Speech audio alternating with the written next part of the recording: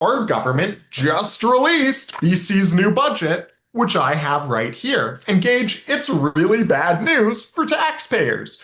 Income taxes going up.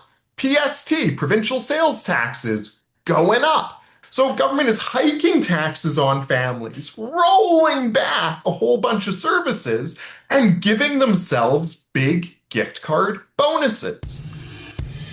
Hey, tax fighters, this is Out of Ottawa, where we chat about all manner of government waste going on outside of the federal government. Because sometimes it seems like there's too much to talk about when it comes with Ottawa wasting taxpayer money. But it's just a shell game because cities, your province, your rural municipality, depending on your live, they're also wasting your tax dollars, and that's what we drive to down on this show. Now, as a guy from Saskatchewan, I'm hosting this week because there's a lot of stuff I got to learn. So we're going to be talking about things like regional transit authorities, whatever that means, and how they even find ways to waste taxpayer money. Now, if we're talking about a story back in Manitoba, all I've got is the Manitoba government handing $23 million out to a bus company last year to build new electric buses. Now, Carson and Noah, I have to explain this to you guys, but if there's a $23 million project out there and the only person you can get to invest in it is the government, it's a bad idea. So what the government said was, there's this huge demand for zero emissions buses, and there's core demand is going really high up for these buses that this company builds. But then you think for 1 second, if the demand is the highest it's ever been and all these people want is zero emissions buses, they should be able to fund that investment themselves. So it's clear in this Manitoba's case that the government's just wasting money, handing out a bunch of tax dollars to this corporation, and that should stop. That's what I know about wasting money in the transit authority. But before we get to the other transit authorities, I want to throw it off to Carson, because we've got a good news and bad news story coming out of British Columbia, where a bunch of spending scandals, because of tax fighters pushing back against the NDP government there, made their way into the British Columbia legislature, and we've got a clip of some of that right here. Member for Skeena. Thank you, Mr. Speaker. This Premier promised a $1,000 grocery rebate. He promised that we would have educational assistance in every K through 3 classroom. This Premier has promised a lot of things that he hasn't delivered on. Instead, we've learned that this government has spent tens of thousands of taxpayer dollars on gift cards for public service employees that are already making in excess of $100,000 a year, far more in some cases, all while running a $13 billion deficit. This comes on the heels of the Minister of Finance taking a $44,000 taxpayer-funded trip to Boston last year that included thousands on limos and fine dining. That's true. British Columbians are being told to tighten their belts. Why does the same discipline never apply to this government? So, Carson, that obviously sounds awful, but what exactly is he talking about there? Tens of thousands in gift cards? Thousands and thousands of dollars going right out the door on gift cards for bureaucrats. Yeah, Gager, huge credit to 2 MLAs in the official opposition here in BC this week, Peter Millibar from Kamloops and Claire Rattay from Skeena. These two were pushing really hard on taxpayer waste stories that were brought to light because of Freedom of Information requests from our tax fighters, from the CTF. Now, Gage, what was going on here? Apparently, the BC government was spending thousands of dollars on gift card bonuses for bureaucrats. Some of those bureaucrats were making a whole lot of money as well, but we'll get into that in just a second. So as the year end would roll around and throughout the year, bureaucrats were buying themselves gift cards worth hundreds and hundreds of dollars at a time to high-end sporting goods stores, to Amazon, to Starbucks, even to Walmart, and expensing those to the taxpayer. Now, we dug this up through Freedom of Information requests that showed this isn't a problem that's isolated to one ministry. It's happening across BC's government. Now, Gage, you and I maybe could expect a bonus if things are going really well. Well, Right? that's my first question is bonuses for what? Yeah. Well, Exactly. In the real world, you might get a bonus if things are going well. If the company's deep in the green, if all your performance targets tick, tick, tick. That's not happening in BC. So, to put some context on this, our government just released BC's new budget, which I have right here. And Gage, it's really bad news for taxpayers. Income taxes going up. PST, provincial sales taxes, going up. At the same time, government is clawing back a whole bunch of services. They're clawing back things like supports for youth with autism, old folks, long-term care facilities, and tax deferment programs for seniors. So government is hiking taxes on families, rolling back a whole bunch of services, and giving themselves big gift card bonuses. So because our tax fighting army pushed for this really hard, did the work of Hmm. filing the Freedom of Information requests, holding government to accountable, we actually got a policy change this week from the BC government. No more big gift card bonuses for bureaucrats. Hallelujah. The BC government is changing the rules so bureaucrats can no longer give themselves gift card bonuses over $100. It's a good start. It Hmm. doesn't end the fight, though. We need to close this loophole altogether. But huge credit to those two MLAs, Peter Millibar and Claire Rattay, for fighting for this so hard and giving taxpayers some accountability on this. Because we beat up on politicians when they dip their fingers into your pockets to take even more money out. But we also have to give politicians a pat on the back when they do the right thing, stand up for taxpayers, and demand accountability. And that's what these two rock star MLAs did this week in the BC legislature. Yeah, it's always good to see when taxpayers get a win. I know when you mentioned first to me that the BC government is spending thousands of dollars on gift cards, I just was like, for who, for what, and Yeah, why? And you gave some of the examples of the stores they were going to. And it's like, it's just ridiculous that a bureaucrat walks in and says, you know what, I think I deserve a bonus today, and I think I deserve it to get 55 million coffees at Starbucks or however much you can afford with those big gift cards. exactly. And just to give you an example of the types of charges we're dealing with, there was a bureaucrat named Christina Lancello. She makes about $158,000 per year. So a whole heck of a lot of money. That's on Hmm. top of a gold-plated pension, type of benefits plan most people couldn't even dream of. She gave herself a $200 gift card to Robinson's Outdoor Store. There was another bureaucrat, a guy named Tom Priziak. He makes about $125,000 a year. He gave himself a $100 gift card. So these bureaucrats who are already making way more than your average British Columbian, these executives in the BC bureaucracy, are giving themselves big gift card bonuses. That's a huge problem. Now, there was some back and forth in question period, and the finance minister acknowledged that they know of at least $15,000 worth of these gift card bonuses from the last 2 years that have been handed out. Wow.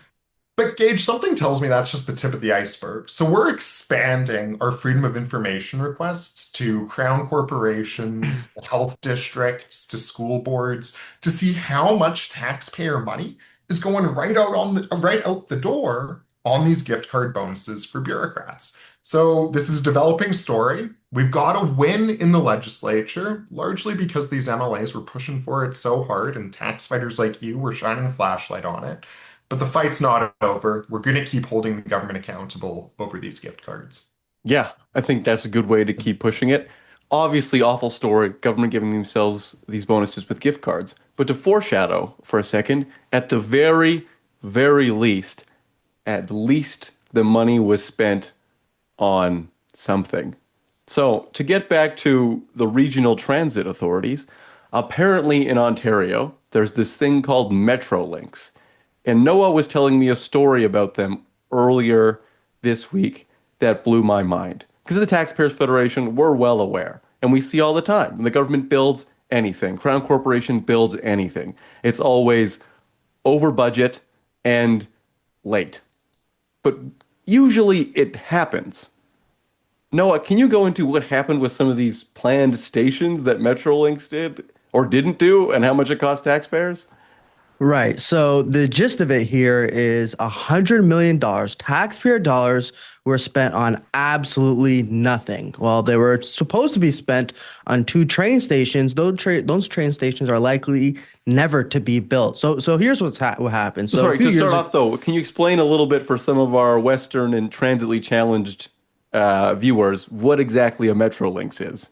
Right. So Metrolinx is a regional transit agency. It is a government agency that was created in 2006 to service the Greater Toronto and Greater Hamilton regions. So it's kind of similar to what you guys have out there in BC and with TransLink. But Metrolinx essentially is responsible for administering certain regional transit agencies, whether it's the GO Transit that services the Greater Toronto area down to even the Niagara region, and it also is responsible for the UP Express to Pearson Airport, and it is responsible for building many transit infrastructure projects. And that really is where Metrolinx does not do a very good job. Routinely, their transit infrastructure projects go awry, whether it's over budget or delayed or both, usually both. But in this case, recently, not only was the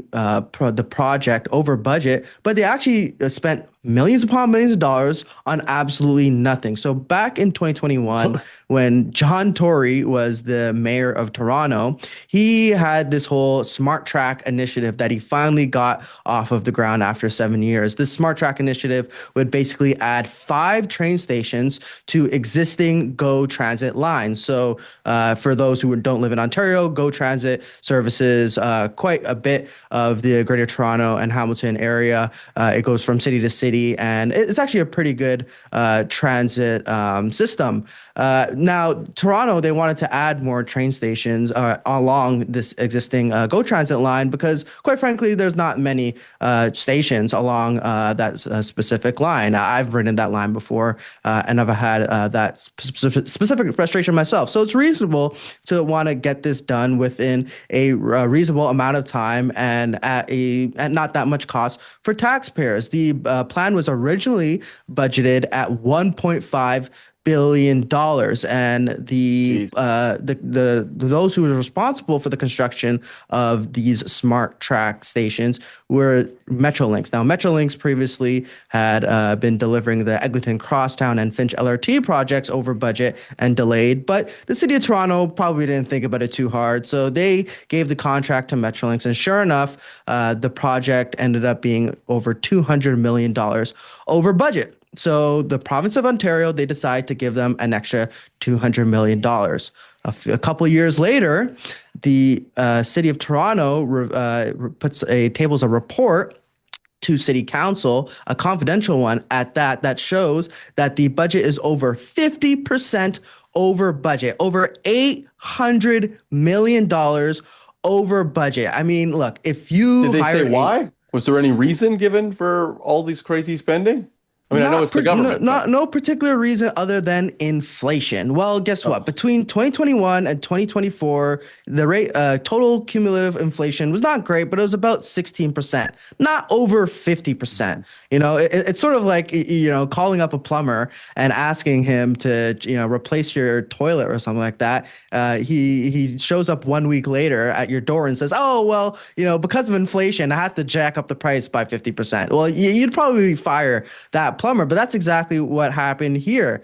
The city of Toronto, they decided to do the reasonable thing and cancel 2 of the 5 train stations. But the problem is Metrolinx had already burned $100 million on just planning out these 2 canceled train stations. They didn't put any shovels in the ground. They didn't start boring through the Toronto ground. No, none of that. They just spent $100 million on designing and planning these 2 transit stations. So taxpayers are out $100 million on absolutely Nothing. These stations were canceled by city council. So unless something magnificent happens, these stations will never be built. Do you know what you can spend $100 million on, Gage? I'm pretty sure you're pretty familiar, but just to give the audience a hint Yeah. of what you could spend $100 million on, that can pay for about 4 average size schools here in Ontario, according to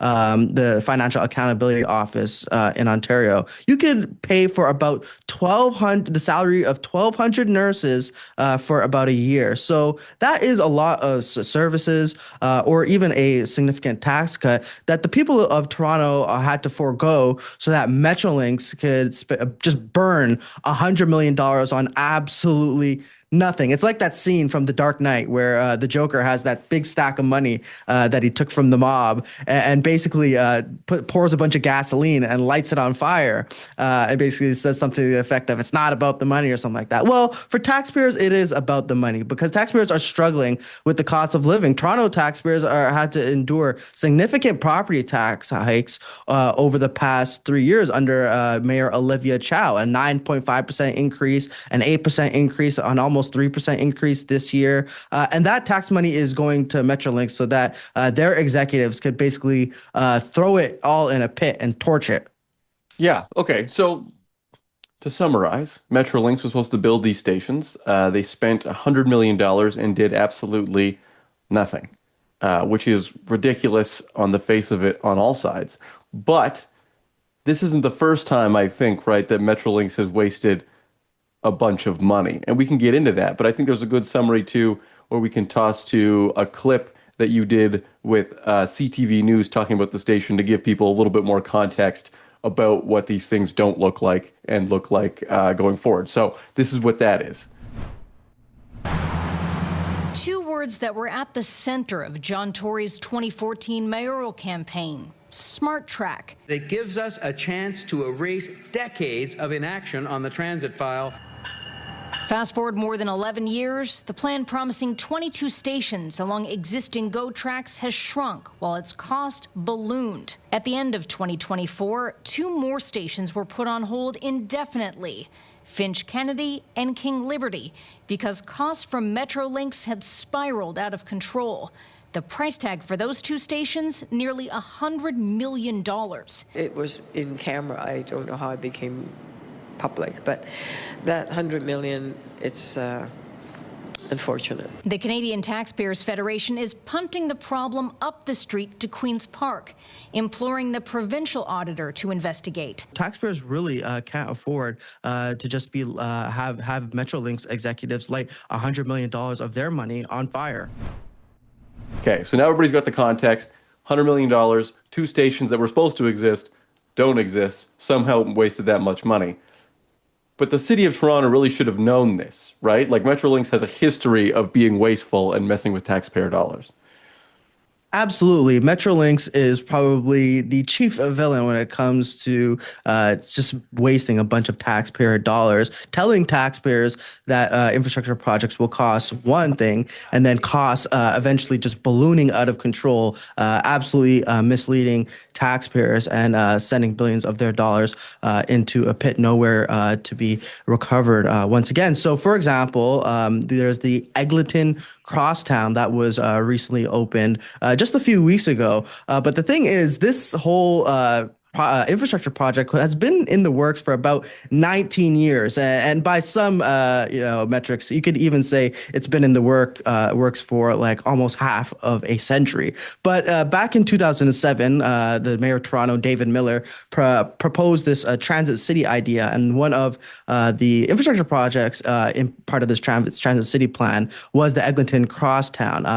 Fast forwarding a bit to 2011, and the ground was first broken on this project. The former Premier Dalton McGuinty heralded it as a great project that would help connect Torontonians with one another at the cost of about $8.2 billion.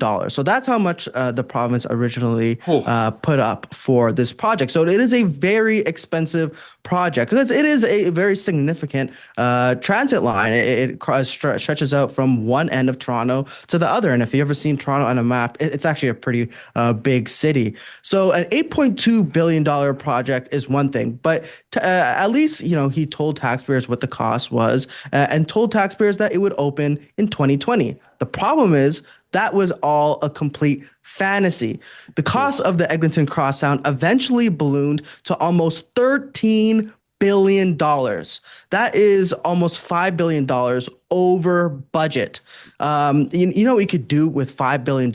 You can cut the sales tax by 1 percentage point with $5 billion. Not only did it go $5 billion, almost $5 billion over budget, but the project was delayed by about 5 years. It was supposed to open in 2020, and the line only opened back a couple weeks ago, February 2026. So Torontonians were waiting 6 years for this project. Well, they're waiting more than 6 years, but they were waiting 6 years for this opening date to finally come around from the original opening date, and they are out of an additional $5 billion. But it's not just the Eglinton Crosstown. There's the Finch LRT that was originally supposed to cost $2.5 billion and open in 2020, but it only opened a few months ago in late 2025 at the cost of $3.7 billion, an almost 50% cost overrun. And guess what? The passengers or the pedestrians who ride the Finch LRT don't even like the thing. It has so many complaints from the people that take the Finch LRT that it is super slow, that its signaling doesn't even work properly. Hell, I think someone even measured that certain professional marathon runners are able to outrun the Finch LRT from one end to the other. So these absolute boondoggles were all planned out by Metrolinx, and there's so many more details that we could get into that we don't have time for. But at the end of the day, this is a chronic issue for Metrolinx. Over budget projects that are significantly delayed, misleading taxpayers on the cost and how long these projects will take. And I'm pretty sure that taxpayers would not have told or would not have greenlit these projects if they had known the true cost and the true time that it would take to actually build these things. Yeah, it's a clear waste of money. And that's one of the things that grinds my gears the most, actually, about any government project, budget, anything. They always say, okay, guys, it's going to be expensive, but it's worth it and we're going to get it done. It'll cost X amount of dollars. And then not even usually a couple minutes later, they're like, okay, sorry, actually, it's going to cost double what we said. But trust us, next time, it'll probably cost what we said, maybe in some sort of fantasy land. Now, to talk about another one of these so-called regional transit agencies that I'm learning so much about, I'm pretty glad that we don't seem to have them in Saskatchewan, at least, because they seem to waste a lot of money. Carson, you also have one in British Columbia that's pretty famous for wasting money, but sometimes they do things that are kind of right. What's the status of them wasting money right now and how that's impacting BC taxpayers? Hey, Gage, we actually have some good news from our Regional Transit Authority for a change. Now, to give the folks at home some context, TransLink is Metro Vancouver's regional transit authority. They're famous for wasting money in some of the most creative ways imaginable. For example, they spent thousands and thousands of dollars installing a giant statue of a poodle on top of a big pole nowhere near a bus stop. Why would they do this, you might ask? Taxpayers had the same question. But for a change, because of pushback from our tax-fighting army, we got TransLink to make the right decision and not waste taxpayer money for a change. Here's what's going on. TransLink has a service called HandyDart. HandyDart is a point A to point B direct service for folks with mobility issues like seniors to help them get to medical appointments that they wouldn't otherwise be able to get to. Now, right now, TransLink has contracted this program out to a private contractor who just about everyone seems happy with. But, and this is the issue, Gage, the bureaucrat unions at TransLink They Okay. weren't happy that this service was being outsourced to a private contractor. So they started lobbying really hard, the BC NDP government, to bring Handy Dart services in-house so they could unionize those employees and spread their union. Now, that was going to mean really bad things for taxpayers. And credit where it's due, TransLink itself started sounding the alarm really vocally about this. They warned that it would cost up to $70 million more to bring it in-house because the best way to add costs to anything is just to sprinkle on some bureaucracy. So Mhm. bringing it in-house, bringing it under the control of the bureaucracy was set to cost up to $70 million more per year. At the Jeez. same crazy money gauge. And at the same time, TransLink was warning that it would provide no customer benefit to bring it in-house, and in fact would make the overall service worse because they'd have to cut funding for other things to pay for this new $70 million in-house service.